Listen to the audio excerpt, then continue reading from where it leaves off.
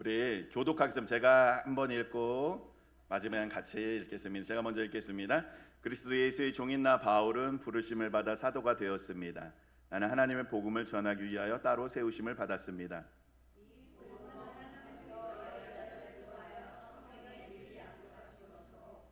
그의 아들을 두고 하신 말씀입니다. 이 아들은 육신으로는 다윗의 후손으로 태어나셨으며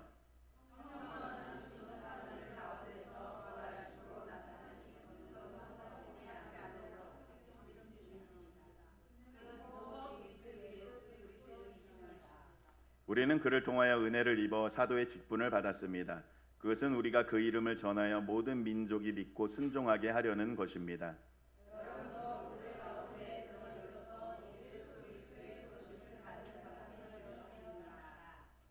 나는 로마에 있는 모든 신도에게 이 편지를 씁니다. 하나님께서 여러분을 사랑하셔서 그의 거룩한 백성으로 부르셨습니다. 하나님 우리 아버지와 주 예수 그리스도께서 내려주시는 은혜와 평화가 여러분에게 있기를 빕니다.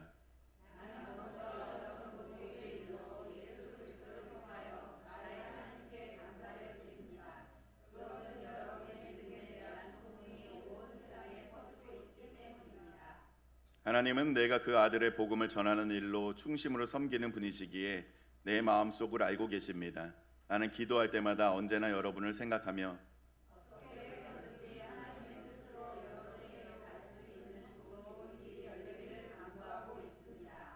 내가 여러분을 간절히 보고 싶어하는 것은 여러분에게 신령한 은사를 좀 나누어 주어 여러분을 굳세게 하려는 것입니다.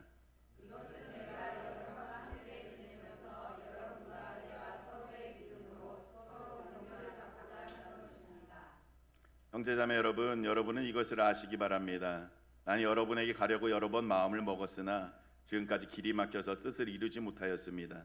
나는 다른 이방 사람들 가운데서도 열매를 거둔 것과 같이 여러분 가운데서도 그것을 좀 거두려고 했던 것입니다.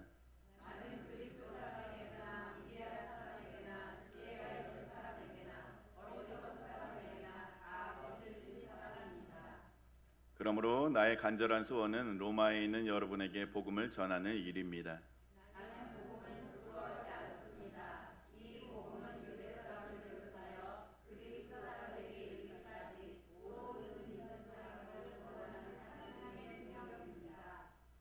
같이 읽겠습니다. 시작. 의가 복음 속에 나타납니다. 이 일은 오로지 믿음에 근거하여 일어납니다. 이것은 성경에 기록한 바 의인은 믿음으로 살 것이다 한 것과 같습니다. 아멘. 네, 오늘 말씀은 기쁜 소식을 전합니다로 정했습니다. 지난주까지 우리 야고보서를 마쳤습니다. 기억하고 계시죠? 여기 와서 그냥 우리가 매주 와서 앉아 있다 보면 뭐 별거 안 한 것 같지만 성경 한 권 읽으신 거예요 벌써. 말씀 쭉 다 읽었잖아요. 우리가 여기 와서 야고보서가 끝났습니다. 오늘부터는 로마서입니다. 로마서 기대가 되십니까? 네. 그럼 로마서 배경에 대해서 좀 말씀드리겠습니다. 로마서 쓴 사람은 누굴까요? 네, 거의 다 사도 바울이 썼어요. 그래서 바울이라고 얘기하시면 맞습니다. 그리고 이 바울은 뭐 했던 사람이에요? 이 사람이 예수 믿는 사람들 잡아다가 감옥에 집어넣고 죽이던 사람이에요. 그 사람이 예수님 만나고 난 다음에 그거 다 때려치우고 이제 예수님이 진짜 하나님의 아들이라고 전하면서 다니는 거예요. 전 세계 돌아다녀요. 이 사람이 인생이 역전이 돼버려요. 옛날에 그 잡아가던 경찰관처럼 그런 역할을 하던 그런 사람이었어요. 그래서 우리 같은 사람들 잡으러 오는 사람들이에요. 잡아다 감옥에 넣고 고문하고 죽이고 이런 사람이 예수님 만나고 나서 예수님이 진짜 하나님이다라고 하면서 이제 전 세계를 돌아다니면서 그 소문을 퍼뜨려요. 그 사람이 사도 바울입니다. 이 사람이 지금 로마서라고 써 있잖아요. 성경에 로마에 있는 사람들한테 쓴 편지예요. 그래서 로마서예요. 이 편지 이름이 로마에 사는 사람들. 그 지금 이스라엘 그 예루살렘하고 로마하고는 엄청 먼 거리에 있어요. 아시죠? 근데 이 사람이 3차 전도 여행을 다니는데 총 움직인 거리가 걸어서 다녔죠. 그 당시에 없죠 차가, 그죠? 16,000km예요. 16,000km를 걸어 다니면서 전도를 한 사람입니다. 이 사람이. 지구 둘레가 몇 킬로예요? 지구 둘레가 4만 킬로입니다. 4만 킬로. 근데 16,000km를 걸어갔다고 생각해 보세요. 그렇게 걸어 다니신 분이에요. 이분이. 예수님 전하러. 예수님 만나가지고 뒤집혀가지고. 그래서 이 사람이 쓴 겁니다. 그러니 로마의 교회는 어떻게 생겨졌냐? 지금 사도 바울이 주로 어떤 사도들이 가서 교회를 세우잖아요. 그렇죠? 거기다 편지를 쓰는데 지금 이 로마서는요. 사도 바울이 내용 읽어보면 가본 적이 있어요, 없어요? 없어요. 가고 싶어 했는데 못 갔다고 하잖아요. 그죠? 사도 바울이 세운 교회가 아닙니다. 로마 교회는. 언제 생겼냐? AD 30년에 오순절 다락방 기억나시죠? 그때 예루살렘에서 명절 때 다 모였던 거예요. 로마 사람들도 온 거예요. 로마에서도 명절 새로 온 거예요. 그때 다 모였는데 갑자기 방언 내렸잖아요. 방언 내리잖아요. 지금도 내리잖아요. 그죠? 우리 선희 집사님도 막 입술 움직이고 내리잖아요. 그 방언이 온 거야. 근데 그때 그 방언은 뭐냐? 각 나라의 외국어로 하는 거예요. 방언을. 그런 방언이 지금도 일어납니다. 영어 못하던 사람이 영어가 터져요. 이런 방언이었던 거예요. 그러니까 로마에서 왔으니까 로마 말을 방언을 막 터진 거잖아요. 그러니까 이 사람들이 방언이 터지니까 예수님 믿겠어요, 안 믿겠어요?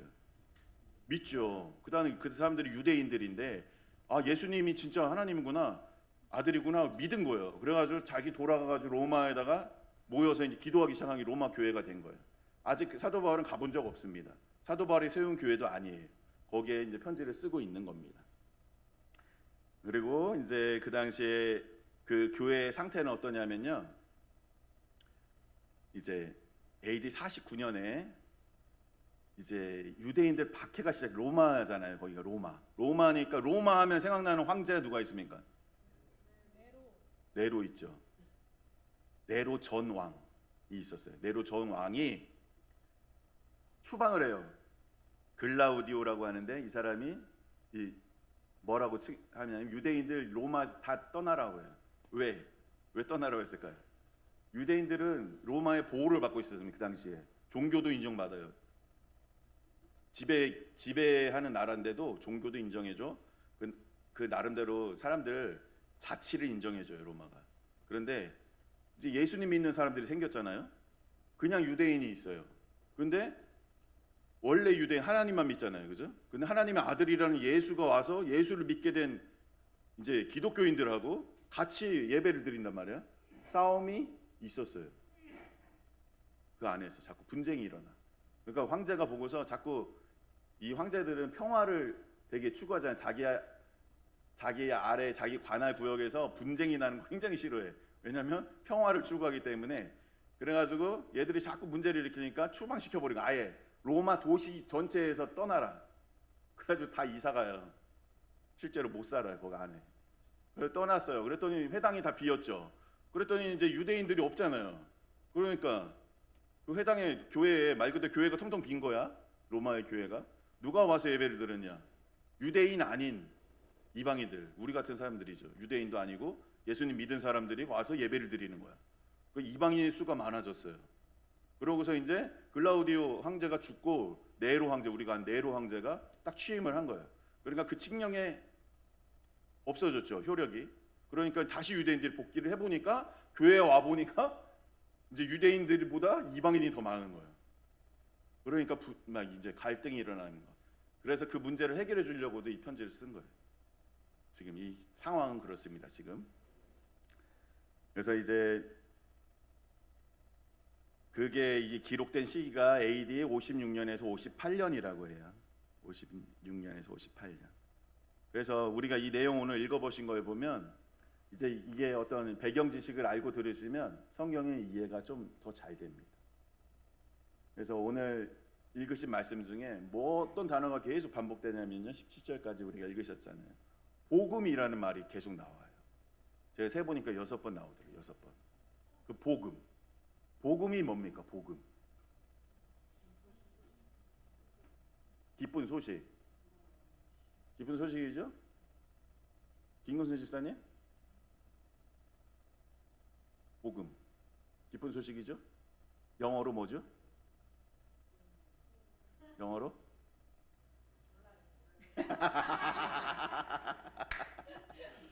굿뉴스예요. 굿뉴스. 우리가 뉴스 보잖아요. 뉴스.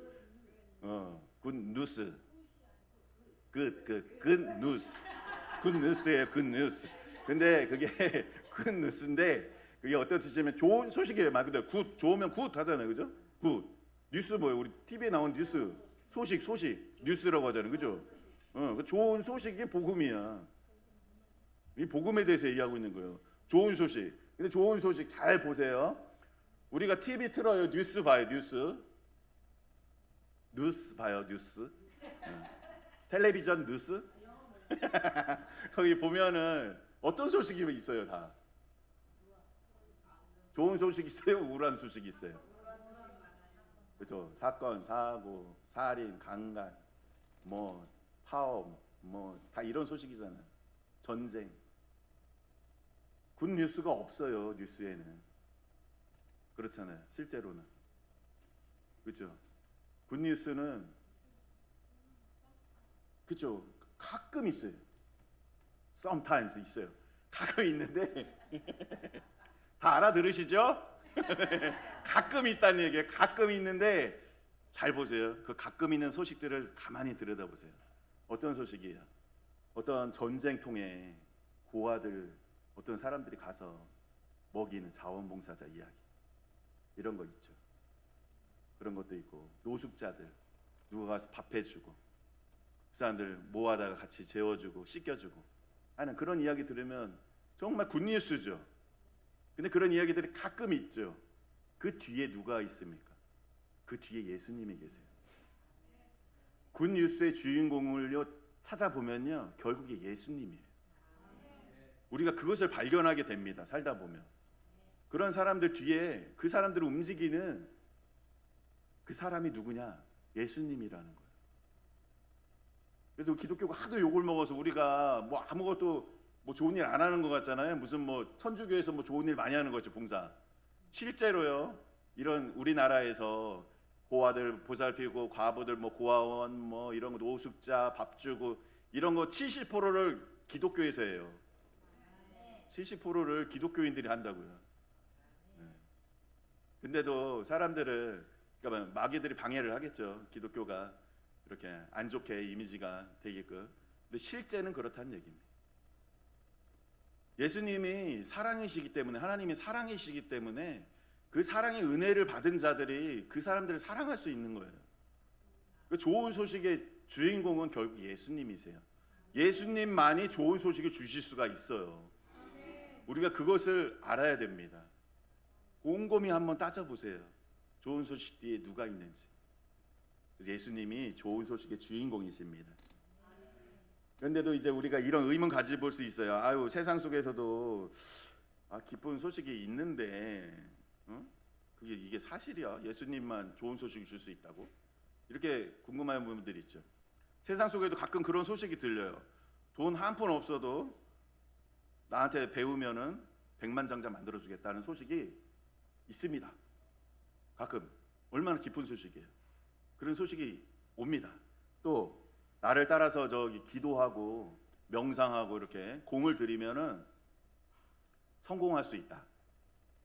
내가 마음에 소원한 게 다 이루어진다는 기쁜 소식을 전하기도 합니다. 그죠? 그리고 또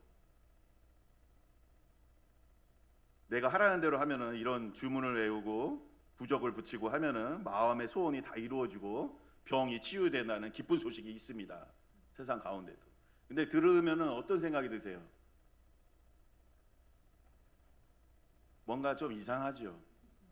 우리가 많이 속아봤잖아. 속아봤지요.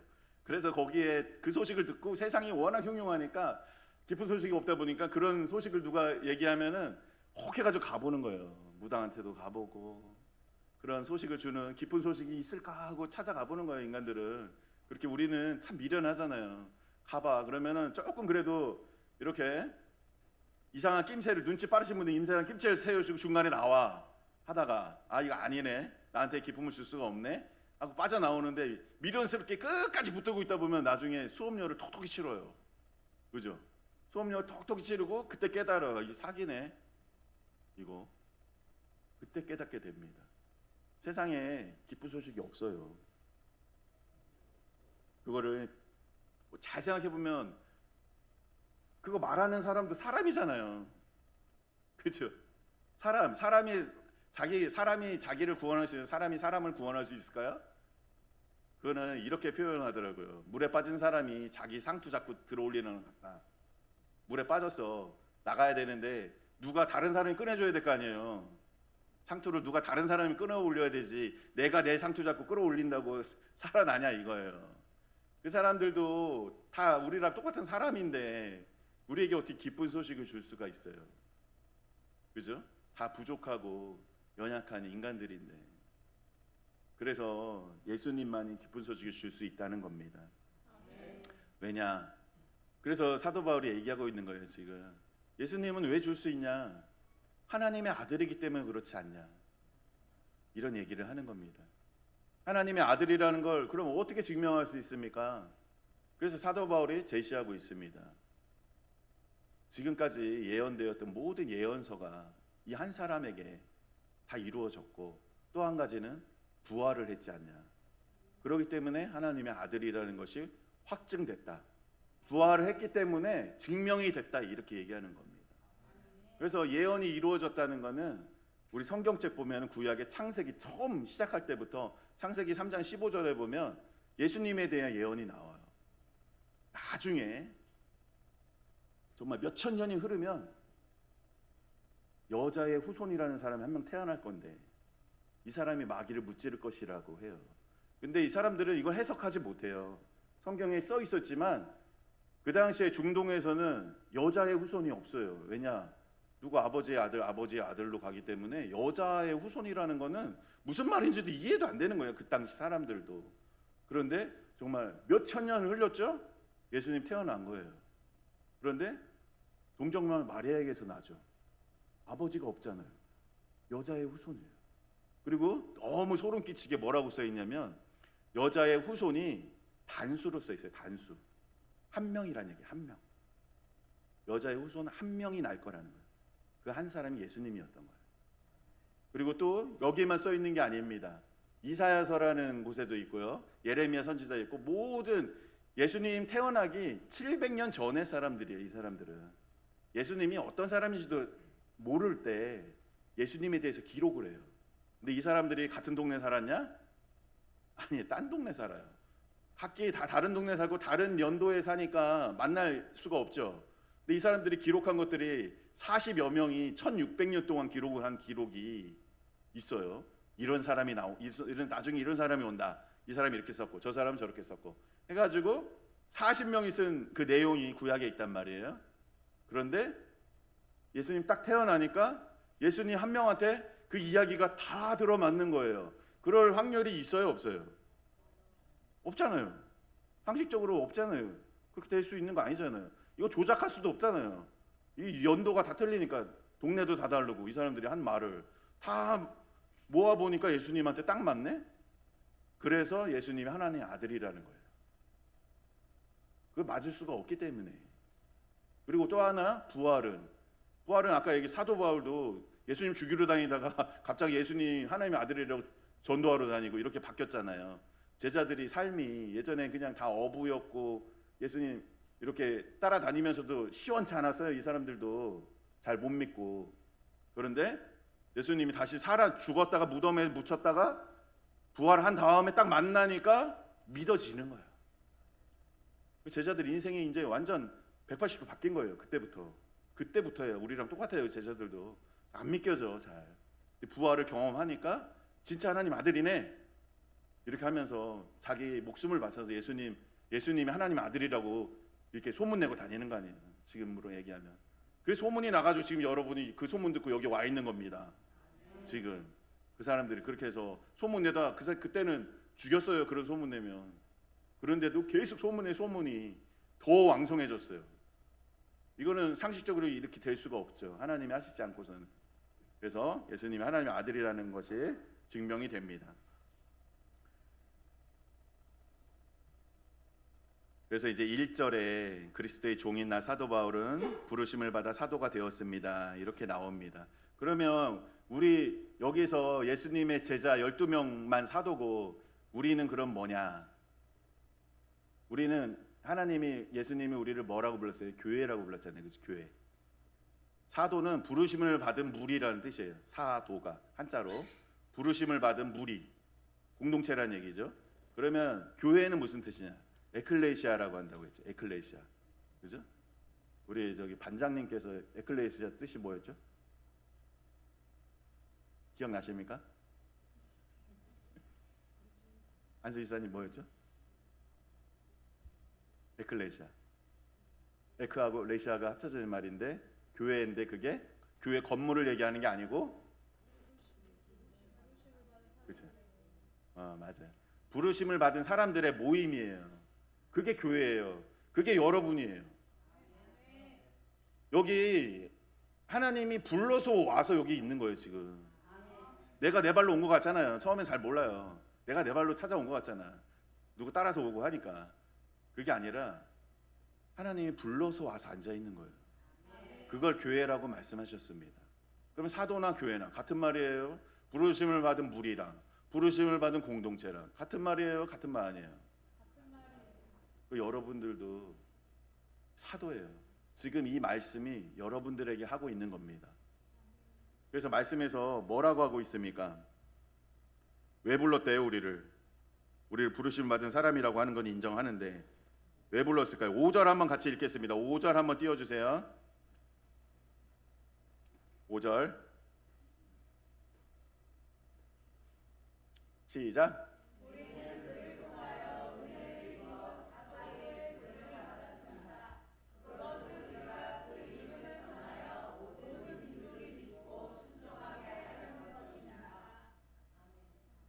네, 여기 보시면 뭐 하려고 우리를 불렀대요?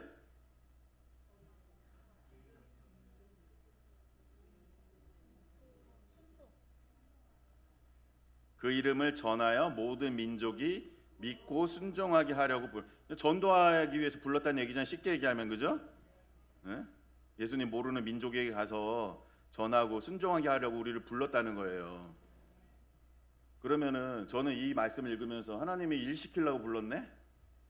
제가 어릴 때 하도 엄마한테 끌려가서 일을 해가지고 일하는 거야 아주 그냥 넌덜머리가 나는 거예요. 하나님이 똑같네. 결국에 사랑한다고 하더니 결국에 일 시키려고 부른 거 아니야? 이런 생각을 했었습니다. 제가 이런 생각을 하고 있는데요. 좀 지나고 나서 하나님께서 저한테 말씀하시는 거예요. 신앙생활은 직장생활이 아니야. 이렇게 말씀해 주시는 거예요. 나는 신앙생활을 직장생활처럼 생각하는 거예요. 일 해야 된다. 전도 부담으로 오는 거예요. 신앙생활 하는 게. 근데 하나님 뭐라고 하시냐면 취미생활이야. 취미생활. 이렇게 하십니다. 신앙생활은요 취미생활. 취미생활 재밌어요? 재미없어요? 내가 스스로 즐거워서 해요? 억지로 시켜서 해요? 네. 저도 취미생활이 있는데 낚시 좋아해요. 낚시. 밤새서도 강에 가서 모기 뜯기면서 낚시도 해요. 만약에 누가 시켜서 가서 해서 고기 잡아오라고 하면은 제가 낚싯대 집어던지고 도망갔을 거예요. 취미생활 자기 스스로 한다면 힘들어도 재미가 있어요. 근데 신앙생활이 똑같아요. 재밌어야지 할 수 있는 거예요. 근데 우리가 이 하나님을 믿는다는 것을 무슨 직장생활처럼 또 하나의 직장이 생기는 것처럼 생각하고 있다는 거예요. 그래서 이 말씀을 보면서 집중해야 될 것이 하나님께서 말씀하세요. 이 전에서 그 사람들에게 복음을 듣고 순종하게 하려는 게 목적이 아니라는 거예요. 뭐냐? 은혜 받는 게 목적이에요. 은혜 받는 거. 은혜를 입어. 여기가 하나님이 말씀하시는 목적이라는 거예요. 여러분들이 하나님의 사랑을 입어야 돼요. 은혜를 입으셔야 돼요. 지금 입고 계세요. 그걸 깨달아야 됩니다. 그걸 깨달아야 즐거워져요. 그게 하나님 인격적으로 만나는 겁니다. 하나님 은혜 가운데 충만히 경험하셔야 돼요. 빠지셔야 돼요. 지금 일할 생각 하지 마세요. 전도할 생각 하지 마시라는 겁니다. 은혜에 충만히 빠진 사람은요 전도하게 돼 있어요. 이거는 이런 거랑 똑같아요. 우리 저기 성승훈 집사님 계시지만 성수 지사님이 안과 간 거 아니에요. 안과. 안과 갔는데 이 양의사가 뭐라고 했냐면은 수술해야 되고 눈 실명한다 판정을 내린 거예요. 그래가지고 이제 좌절에 빠졌었는데 한의원을 가신 거예요. 잘한다는 한의원 가셨는데 이분이 맨발로 걷기도 하고 뭐 침도 놔주시고 이렇게 한약도 줘주시고 딱 먹고 좋아졌어. 그죠? 좋아지셔서 신경이 살아나. 그러니까 성소 집사님이 비슷한 이 눈 안 좋은 사람들 가서 얘기할까 안 할까요? 하지. 너무 기쁘니까 하지. 가서 그 했어요. 실제 하셔요. 그런 분들 손님 중에 오시면 그 병원 가봐라 적극적으로 이렇게 홍보를 하시잖아요. 그리고 촬영도 하셨어요. 유튜브 촬영, 홍보 영상 촬영까지. 그 한의원 홍보 대사세요. 그렇게 된다는 얘기예요. 그게 스스로 그렇게 되는 거예요. 내가 그 은혜를 경험하잖아요. 내가 할 수 없는 일, 갚을 수 없는 은혜를 받으면은 저절로 전도하게 돼 있는 거예요. 일이 아니야. 억지로 해도 돼도 안 해. 그거 진짜 기뻐서 가야 되는 거예요. 그런 식이라는 겁니다. 그렇게 해서 전해지는 거예요. 이 복음이 그렇게 전해진 겁니다. 지금까지 너무 기뻐서. 그래서 사도 바울도 이런 얘기를 하잖아요. 자기도 빚진 자라고 얘기하잖아요. 이 표현에서 14절에서 보면 빚진 자. 이 사람이 뭐 돈 빌리고 안 갚았을까요? 예수님한테? 왜 빚진 자라고 했을까 자기를? 이 빚은 돈 빌려서 안 갚은 거라기보다는 예를 들어서 이런 거예요. 어떤 사람이 얼마 전에 저한테 왔어요. 그러면서 통장을 보여주면서 10억을 넣어주겠대. 10억을 넣어주는데 이 사람들, 믿지 않는 사람들을 전도하는 데 쓰라고 나눠주라는 거예요. 그래서 10억을 가지고 왔어요. 제가 받았어요. 이체를 받았어. 그래가지고 이제 그걸 나눠줘.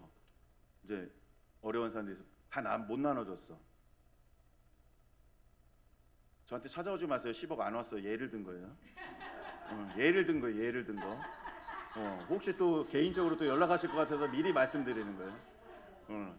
그걸 아직 다 못했어. 나눠주는 걸 다 못했어요. 그걸 빚진 자라고 하는 거예요. 쏘지. 오늘도 쓰지. 그걸 빚진 마음이라고 하는 거예요. 그 받은 은혜가 너무 큰데 그걸 아직 다 못 나눠줬다. 그걸 빚진 자라고 표현합니다. 우리도 어떻습니까? 우리도 빚진 자죠. 결국 같습니다. 우리도. 그래서 우리가 은혜를 체험하잖아요. 그러면 권원경 목련님처럼 되게 자기의 부족함을 깨닫게 돼요. 자신의 부족함을 깨닫게 되고 오히려 다른 사람들이 되게 잘하는 장점이 보이기 시작해요. 되게 놀랍죠? 근데 우리는 이런 분들 많잖아요. 솔직히 나는 잘하는 것 같아. 근데 남편은 못하는 것 같아. 이런 분들 신앙의 성숙이 많이 안 되신 분이라고 생각하시면 됩니다. 신앙의 성숙이 되실수록 자기가 낮아져요. 겸손해집니다. 그럼 다른 사람이 보이기 시작하고 다른 분들이 장점이 보입니다. 그래가지고 이렇게 표현을 많이 하게 돼요. 어째서 저같이 부족한 자에게 이런 큰 은혜를 주십니까? 이게 저절로 나와요. 그냥 이 고백이. 내가 뭐라고? 나같이 이런 자를, 이렇게 죄악의 덩어리인 사람을 하나님 뭐가 이쁘다고 나를 이렇게 불러주셨습니까? 이런 고백이 막 나옵니다. 그러면서 내가 하나님 몰랐으면, 우리가 얘기하는 게 그거예요. 우리 생명의 삶 모여서도 내가 하나님 몰랐으면 어떻게 됐을까? 몰랐으면 어디 술 막다 먹고 사고가 나서 죽었거나 자살을 했거나 폐인이 됐거나 이미 지옥에 있거나 가정이 파탄 났거나 그렇지 않았을까? 이렇게 고백을 합니다. 근데 그게 맞아요. 얼마나 많습니까? 그런 가정들이. 그런데 우리는 진짜 이만큼 건강을 주신 것도 하나님이 주셔서 감사하고, 우리 가정 이렇게 믿음의 가정으로 세워주시고, 우리 아이들 또 이 신앙 속에서 건강하게 자라게 하시는 그것도 이만큼 온 것도 감사하고 고맙고, 우리의 또 생업도 직장도 뭐 잘 되든 안 되든 뭐 사업터도 또 이렇게 있어서 내가 밥 먹고 살고 이만큼 또 하게 해주시는 것도 고맙고, 이렇게 그 감사와 은혜가 넘치게 돼요. 체험한 사람들, 은혜를 체험한 사람들은. 그래서 이렇게 고백하면 그 다음에 이런 고백하게 되더라고요. 저도 아버지 진짜 너무 감사해요. 제가 이렇게 이만큼 부유하게 산 적도 없는데 이렇게 부유하게 풍성하게 날마다 공급해 주시니 감사합니다. 하나님, 그러면 제가 하나님 무엇을 할까요? 나를 써주세요. 이 고백이 자연스럽게 뒤따라오게 돼 있어요. 은혜를 체험하면은 억지로 누가 너 가서 이거 해라고 시키는 게 아니에요. 스스로 그렇게 한다고요. 스스로. 그래서 우리가 가게 되는 겁니다. 그런 사람 하나님이 또 써주시는 거예요. 하나님, 우리 안 써도 되죠. 하나님의 무슨 능력이 필요해요. 우리가 가진 게 뭐가 있어요? 어떤 능력이 있습니까? 하나님이 다 능력자신데. 그런데 하나님이 우리를 창조하신 목적이 뭐예요? 같이 행복하게 살려고 우리 만든 거예요. 일 시키려고 만든 거 아닙니다. 우리에게 좋은 거 주고 이 천지 만물 만드시고 에덴 동산처럼 우리한테 같이 놀아주는 거예요. 너 그래, 이거 동물들 이름도 지어봐. 재밌지? 같이 놀아봐. 재밌지? 이 자연의 바람을 느껴봐. 얼마나 행복하니? 그래서 우리가 막 꽃 보면 행복하잖아요. 나무 보면 행복하잖아요. 강에 가면 막 행복하잖아요. 저도 엄청 저희 엄마 표현에 의하면 물귀신이 들렸다고 하지만 그런 자연에 들어가면 얼마나 평안하고 강에 가서 물고기 잡고 이런 게 얼마나 행복한지 몰라요. 지금 이렇게 나이가 먹어도. 근데 하나님이 그렇게 창조하셨기 때문이에요. 이런 천지 만물을 누리게끔 만들었기 때문이에요. 그래서 저는 하나님을 느껴요. 시원한 바람이 불 때 와, 하나님이 나에게 바람을 보내주신 이렇게 느낍니다. 그렇게 하나님이 우리를 함께 좋은 곳 줘가지고 재밌게 놀아주고 계신 거예요. 지금 그렇게 취미생활처럼 신앙생활 즐겁게 하다 보면 천국의 상급도 많이 쌓여요. 영원권의 열매도 맺힙니다. 내 노력으로 하는 게 아닙니다. 그래서 그런 진짜 좋은 하나님 만나셨으면 좋겠습니다. 근데도 이제 제가 이렇게까지 얘기했는데도 나는 빚진 마음도 없고 예수님이 기쁜 소식인지도 모르겠고 은혜도 모르겠다 이런 분들이 있습니다. 이런 분들이 있을 수 있어요. 충분히 가능합니다. 저도 옛날에 그랬어요. 네, 좀 기다리시면 됩니다. 좀 기다리시면 깨닫게 됩니다. 근데 여기에서 16절에서 이제 얘기했죠. 복음은 믿는 사람을 구원하는 하나님의 능력이라고 되어 있습니다. 근데 아까 그렇게 생각하시는 분들은 복음을 잘못 이해해서 그래요. 복음이 뭐냐? 복음을 무슨 기독교의 무슨 교리 같은 걸로 생각해요. 그런 교리가 아닙니다. 복음이 예수님이에요. 그러니까 예수님 믿는다는 것은 교회 왔다 갔다 하고 뭐 애우고 무슨 십계명 애우고 이게 교회 왔다 갔다 해서 믿음이 아니라 예수님을 나의 주인으로 모셔드리는 거, 믿어서 아, 예수님 믿을 만한 사람이구나, 나의 하나님이 되십시오, 오십시오, 나를 다스려 주십시오 해가지고 그 말씀대로 살려고 노력하고 그 명령에 순종할 때 그걸 경험하게 돼요. 하나님의 방법대로 살 때 경험하게 됩니다. 하나님의 방법대로 안 살고 그냥 내 방식대로 사, 머릿속으로는 그냥 뭐 교회 맞아, 뭐 괜찮지, 뭐 교회 다니는 거 좋은 거지, 그냥 이렇게 지적인 동의를 믿음이라고 착각하실 때가 있어요. 그게 아닙니다. 내가 예수님을 신뢰해가지고 마음속에 영접하고 예수님이 뭐라고 말했는지 보고 그 말대로 아, 용서하라 했으니까 용서하려고 몸부림을 쳐보고, 사랑하라 했으니까 사랑하라고 내가 저 사람을 더 편하게 해주고 내가 더 해주고 이렇게 섬겨보고 이런 걸 해볼 때 복음의 능력을 체험하게 돼요. 네. 그래서 그것을 잘못 생각하고 계시면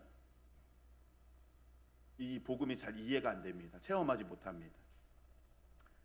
네, 그래서 하나님이 쓰시는 사람, 제가 대언에서 이거 발견했거든요. 하나님이 어떤 사람 쓰실 것 같아요?